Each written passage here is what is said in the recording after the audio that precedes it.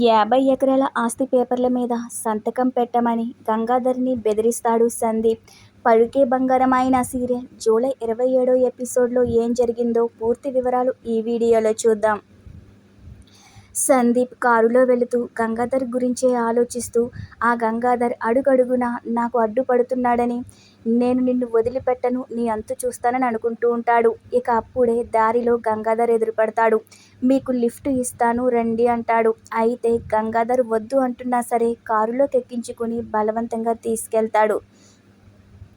మరో సీన్లో జానకి దగ్గరికి శివ, హాసిని వచ్చి కూర్చుంటారు.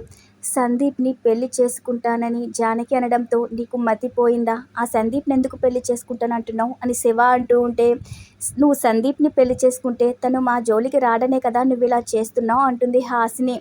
అదేమీ లేదు, అన్ని రోజులు కిడ్నాప్ చేశాడు. రేపు నేను ఎవరినో పెళ్లి చేసుకుంటే కొన్నాళ్ళు పోయాక వాడి దగ్గర ఇన్ని రోజులున్నావు, నీకేమీ కాలేదన్న నమ్మకం ఏముంటుందని వాణ్ణి తిడితే అప్పుడు నా పరిస్థితి ఏంటి? నేను ఇంకొకరిని పెళ్లి చేసుకున్నా కూడా సుఖంగా ఉండలేను, అందుకే ఈ నిర్ణయం తీసుకున్నాను అని జానకి అంటుంది. అలా ఏమీ జరగదు, చాలా మంచివాణ్ణి చూసి నేను పెళ్లి చేస్తానని శివ అంటే, నా మనసులో నువ్వే ఉన్నావు, నా మొదటి ప్రేమ చివరి ప్రేమ కూడా నువ్వే, నిన్ను తప్ప ఎవరిని నేను భర్తగా ఊహించుకోలేనని జానకి తన మనసులో అనుకుంటూ ఉంటుంది. సందీప్తో తాళి కట్టించుకోవద్దని హాసిని అంటున్నా సరే నేనొక నిర్ణయం తీసేసుకున్నాను, సందీపే నా మొగుడు అంటుంది జానకి. ఇక సందీప్ ఎంత దుర్మార్గుడైనా సరే తన్నే పెళ్లి చేసుకుంటానంటున్నావు అని శివ అంటూ ఉంటే, వాడెంత దుర్మార్గుడైనా నేను మార్చుకోగలను, ఎందుకంటే నాకు మేడం ఉన్నారు, 6 నెలలేంటి సంవత్సరానికైనా నేను సందీప్ని మార్చుకుంటాను, మా అత్త నాకు మంచిది, అది చాలు అంటుంది.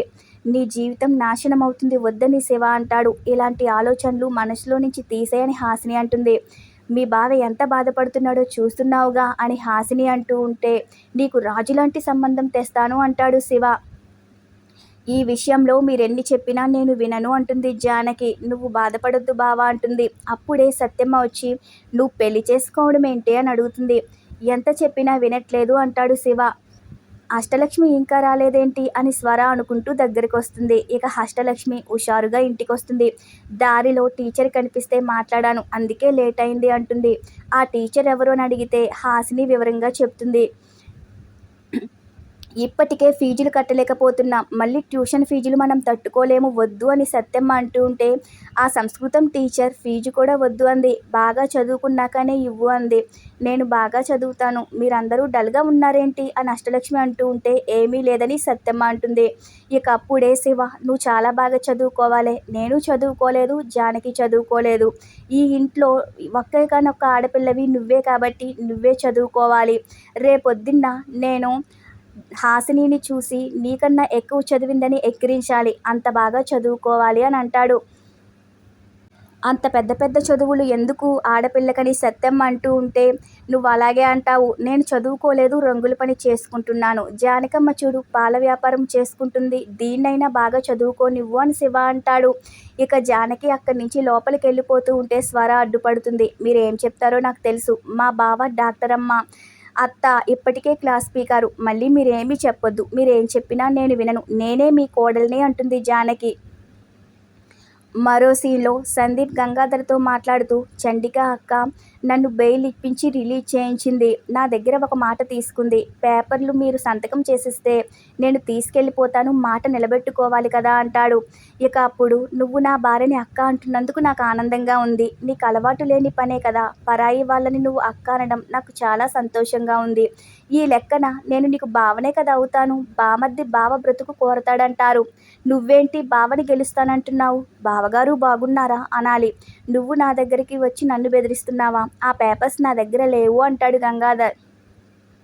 సందీప్ నేరాలు ఘోరాలు చేస్తాడని మీకు తెలుసు, మీకు అంతకన్నా ఏమీ తెలీదు, దానికి మీరే పెద్ద సాక్ష్యం కావచ్చు, కానీ మీరు ఆ పేపర్లు ఇస్తే చండికి ఇచ్చేస్తాను, ఇవ్వండి, లేదంటే నేనేంటో అసలు రంగు చూపిస్తానని సందీప్ బెదిరిస్తాడు. నా టార్గెట్ హాసినిని పెళ్లి చేసుకోవడం వరకే, నాకు తెలిసి మీకు కూడా డబ్బుల మీద ఇంట్రెస్ట్ లేదని తెలుసు అంటాడు. అప్పుడు గంగాధర్, నిజంగానే నాకు డబ్బుల మీద పెద్దగా వ్యామోహం లేదు, నేనేం చేసుకుంటాను, 50 ఎకరాల ల్యాండ్ పేపర్స్ నా దగ్గరే ఉంటే ఇచ్చేవాడిని, ఉంటే పూర్ణిమ కూడా బాగుపడుతుంది కదా, నేను ఇవ్వలేదంటే అర్థం చేసుకోవచ్చుగా, నిజంగా నా దగ్గర లేవని గంగాధర్ అంటాడు. లాజికల్గా ఆలోచించు అంటాడు. నేను ఎక్కువ రోజులు బ్రతుకుతాను అనుకోవడం లేదు. నాకు నీలా 100 మంది శత్రువులున్నారు. ఎవరికి కోపం వచ్చినా కూడా నన్ను చంపేస్తారుగా అంటాడు. ఎవరికో కోపం వస్తే మీరు ఉంటారో లేదో తెలీదు గానీ, ఈ సందీప్‌కి కోపం వస్తే మీ అంతు చూస్తాడు గుర్తు పెట్టుకోండి అంటాడు సందీప్. నా వల్ల దేశానికి ఏమి ఉపయోగం లేదు. చంపేస్తే చంపేయ్ అని గంగాధర్ అంటాడు. శివ, హాసిని వాళ్ళు డబ్బిచ్చారు కాబట్టి కేసు వాదించాను. నువ్వు డబ్బివ్వు వాదిస్తాను. చండిక డబ్బిస్తే తన తరపున వాదిస్తాను. అది నా వృత్తి అంటాడు గంగాధర్. చాలా తెలివిగా మాట్లాడుతున్నారే. పేపర్లు మీ దగ్గరే ఉన్నాయని తెలుసు. ఎక్కడ దాచారో చెప్పండని సందీప్ అంటే, ఆ పేపర్లు ఇల్లు షిఫ్ట్ అయినప్పుడు మిస్ అయ్యాయని గంగాధర్ అంటే, ఇల్లు షిఫ్ట్ అయినప్పుడు మిస్ అవ్వడానికి అవి ₹10 రూపాయి బిళ్ళలా? 50 ఎకరాల ల్యాండ్ పేపర్స్ అలా ఎలా మిస్ అవుతాయని సందీప్ అంటాడు. చిన్నపిల్లలకి చెప్పినట్లు చెప్తున్నారు. నేను మళ్ళీ అడుగుతున్నాను. నాకు పేపర్లు ఇవ్వండి అంటే, నా దగ్గర లేవు అంటాడు గంగాధర్. పేపర్లు ఇవ్వకపోతే నా కూతుర్ని చంపుతారని తెలిసినా కూడా నేనెందుకు ఇవ్వను అని గంగాధర్ అంటాడు. నా కూతురికి అవి ఉపయోగపడతాయిగా అంటాడు. నాకిదంతా అనవసరం. చండికకి మాటిచ్చాను కాబట్టి నాకు ఇవ్వాల్సిందే అంటాడు. నాకు చండికకి మధ్య జరిగింది ముగిసిపోయింది. ఇక నీకు నాకే మిగిలింది. సందీప్‌తో శత్రుత్వం ఎంత ఘోరంగా ఉంటుందో నువ్వు ఊహించని విధంగా ఉంటుంది. నువ్వే చూస్తావని చెప్పి కోపంగా సందీప్ అక్కడి నుంచి వెళ్ళిపోతాడు. మరో సీన్‌లో శివ, హాసిని ఇద్దరూ మాట్లాడుకుంటూ ఉంటారు. జానకికి పెళ్లి చేశాకే మనం పెళ్లి చేసుకుందామని శివ అంటే, జానకి సందీప్‌ని పెళ్లి చేసుకుంటా అంటుందిగా అని హాసిని అంటుంది. అదయ్యే పని కాదంటాడు శివ. వాణ్ణి పెళ్లి చేసుకుంటా అంటే మనం ఒప్పుకోంగా అని శివ అంటాడు.